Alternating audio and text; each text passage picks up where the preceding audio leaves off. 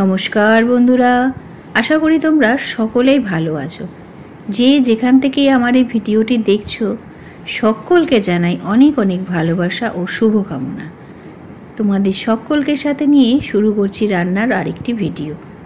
এখানে দেখো আমি নিয়েছি আজকে যে মাছটা মেনলি সেটা হচ্ছে কাচকি মাছ।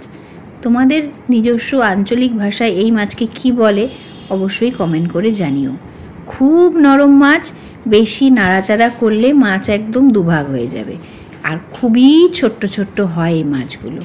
তার মাঝে যেহেতু এটা পুকুর বা নদী নালা থেকেই বেশিরভাগ পাওয়া যায়, এটা খুব বড় নদীর মাছ নয়, সেই কারণেই এর মধ্যে দেখো কত ছোট ছোট অন্য মাছও রয়েছে, চিংড়ি, চেলা, অন্য মাছও টুকটাক রয়েছে। কিন্তু তারপরে সব বেছে নিলাম, নিয়ে আমি ভালো করে এভাবে ঝুড়িতে জল দিয়ে দিয়ে ধুচ্ছি, কারণ এটা যদি ঘষে অন্য মাছের মতন পাত্রে নিয়ে ধুতে যাই এর আর কিছুই অবশিষ্ট থাকবে না, এতই নরম মাছটা।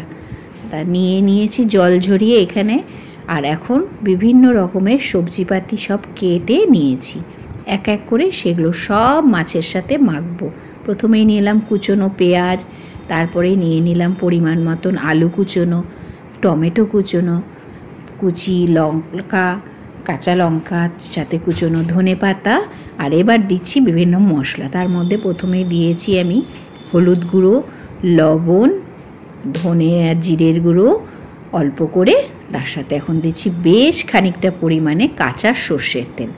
ব্যাস, আর কিচ্ছু লাগবে না।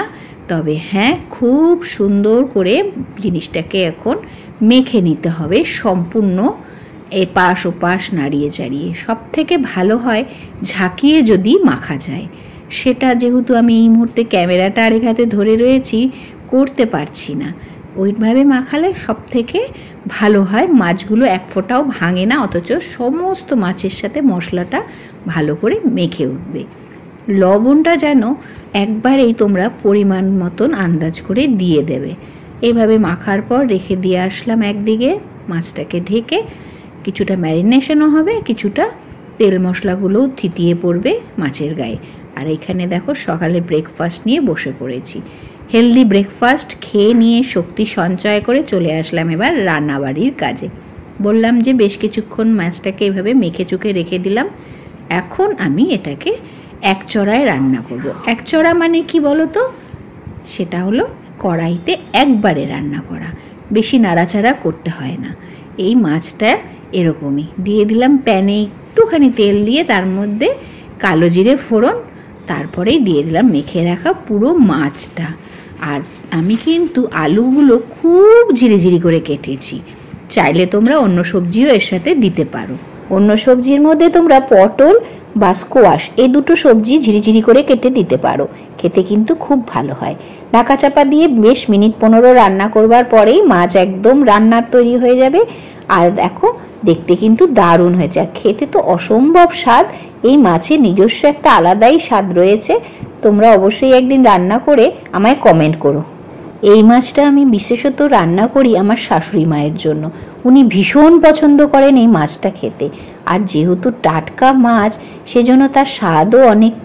আর এইরকম সবজি দিয়ে রান্না করলে সবজিও তোমার খাওয়া হয়ে যাবে, আর মাছটা তো টাটকা মাছ, ফ্রেশ মাছ, সেটারও আলাদাই একটা পুষ্টিগুণ।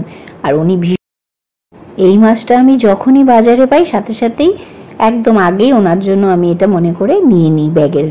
আর ভীষণ টাটকা মাছ তো, তার রান্না করলে উনি ভীষণ সুন্দরভাবে সেদিনের ভাতটা খান, খুব তৃপ্তি সহকারে খান। আজকের ভিডিওটা এখানেই শেষ করছি, দেখা হবে আবার নতুন একটি ভিডিওতে।